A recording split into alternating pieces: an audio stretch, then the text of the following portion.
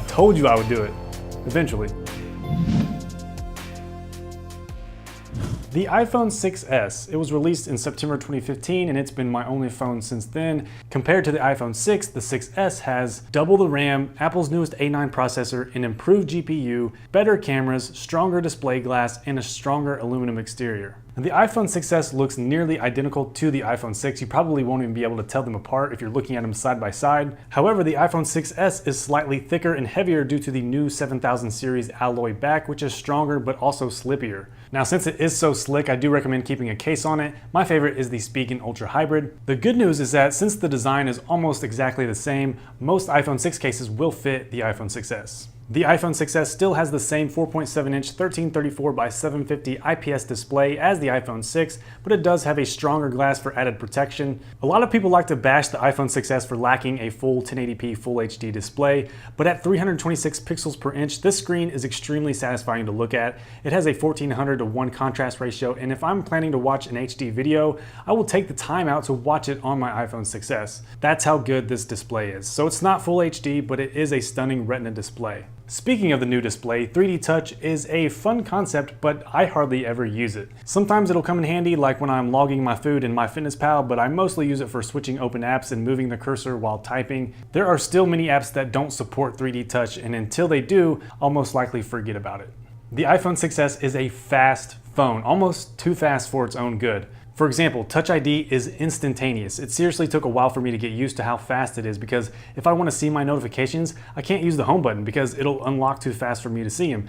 I had to teach myself to use the power button on the side to see my notifications if I want to. The new A9 chip is also a big reason for the fast performance on the iPhone 6s. It blows the old A8 chip out of the water. A9 paired with iOS 9 is one of the best hardware and software combinations that you'll experience on a phone, hands down. Apps load fast, multitasking is fluid, graphics and games are handled very well. If you want a new iPhone that'll last you longer than 2 years, definitely go with the iPhone 6s over the iPhone 6 because the speed is definitely future-proof. The most popular social media apps are relying heavily on photos and videos, so your smartphone camera is becoming more important each day. Even though the sensor is smaller than other flagship phones, Apple's 12 megapixel rear camera is a major highlight of the iPhone 6s.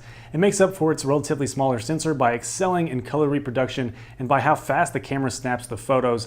It's ridiculously fast, and I love the quality of the photos it takes.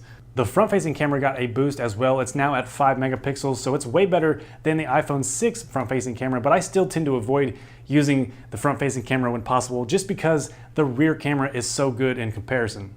As for the new live photos feature that captures 1.5 seconds of video before and after you take a photo, I've literally only used it once. It's kind of a gimmicky feature that sounds cool in theory, but I just never use it, mainly because I forget I even have the feature, and also because the live photos take up a lot of space on my phone. If I want a video, I'll just record a video. Speaking of that, the iPhone 6s can take some amazing HD videos.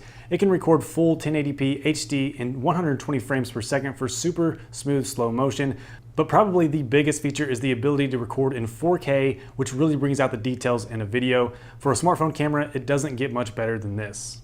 There's just one flaw with that. Apple, if you are going to give us the amazing capability of recording 4K videos with our smartphone, why, oh why, did you insult us with the 16GB model for $649? It is 2016. There's no reason that the entry-level model iPhone should be less than 32 gigabytes, especially at that price. You know how many family members and friends I have that can't update iOS or their apps because their phone is just full. They have no storage space left. We need to kill the 16GB model of the iPhone. Apple, if you have any sense, please upgrade the 16GB model to 32 gigabytes. It would mean the world to me and the people that come to me with problems with their iPhone. Now, since my iPhone 6s is a 64GB model, I really don't have any problems with storage space. The only big complaint I have with the iPhone 6s is the battery life. Last year, I was hoping and wishing for a bigger battery, but Apple apparently left it out, and then they realized, oh, we left this bigger battery out of the iPhone 6s, so let's make a case out of it and sell it for $99. Yeah, okay, so I usually start my day with my iPhone at 100% charge, and I always have to charge it around halfway through the day so that it will last me until I get home at night. The good news is that the battery does charge pretty quickly. My biggest request for the iPhone 7 is just a battery that will last me a full day. Obviously, with all that said, the iPhone 6s is the best phone I've ever owned up until now. My favorite things about it are the camera, fast performance, and user experience. My least favorite things are the short battery life and the high price of the 16GB model. I'm looking forward to using it for the next 6 months until the iPhone 7 is released, and then of course I will be drowning in my own tears and handing Apple more of my money. Why do I do this to myself? I don't know, maybe so I can do more videos for you. I do one every week here. If you are interested in tech videos like this, make sure you subscribe. Give this video a like if it helps you out. Leave a comment down below. Let me know what you think of the iPhone 6s and what you're looking forward to in the iPhone 7. My name is Andy. Thank you for watching. I will see you in the next video.